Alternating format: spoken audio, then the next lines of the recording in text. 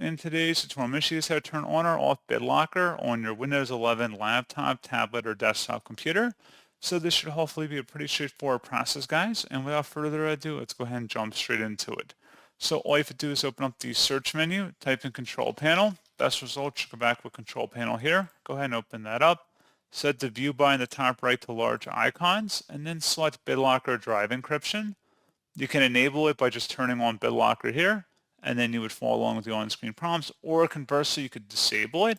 Please note that your system has to support it, and you do need to have a trusted platform module or TPM device, and that's pretty much it.